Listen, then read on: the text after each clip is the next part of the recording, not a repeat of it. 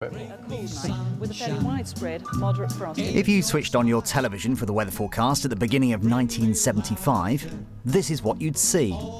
The magnetic rubber symbols are almost unrecognisable from what we see on our screens today. Hello there, and if you got wet today, well, you were decidedly unlucky. The first televised weather forecast was in January 1954.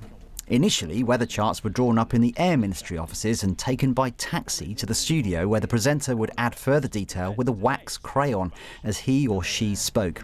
So what exactly do these dots and arrows mean? Triangles are showers, the black dots are plain old rain, and the numbers with half a sun poking out mean partly cloudy, partly sunny. Obvious in its day, perhaps. If you look on the chart, you'll see there's outbreaks of rain, sleet and snow. So what do the general public make of these dots and arrows? The dots are just dots, spots of maybe where the wind... I don't know. I really don't know what them dots are. Storm or that on the coast, I have really no idea whatsoever.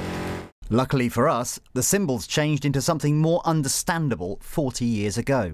Symbols are the ultimate solution in information design. They need to convey a message very quickly and very clearly, transcending any language barriers, for instance. And around on to patches of mist and fog forming in many inland areas. At this time, the symbols were magnetic and stuck to a steel wall behind the presenter. And as the day goes on, I think you're going to find these showers will tend to become heavier and more frequent. It wasn't just the rain that fell down. Sometimes the actual symbols fell down live on air. We're going to say goodbye to all these magnetic symbols. We're going to say goodbye to this magnetic licorice, or as Ian calls it, his knicker elastic. Magnetic symbols were binned and replaced by computerised forecast, much to Michael Fisher's excitement. And say goodbye to all this.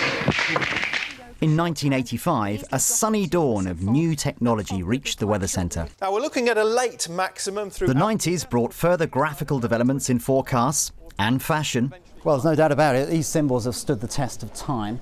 But I see my job as converting quite complicated science into weather information which people can act upon, understand.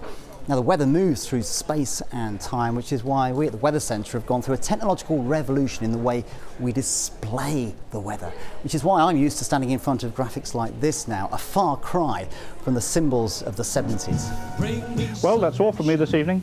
Bye-bye. Bye-bye for now. That's the forecast. Bye for now. That's all from me. It'll feel very pleasant indeed. Enjoy your weekend. We live in a time of unprecedented population growth.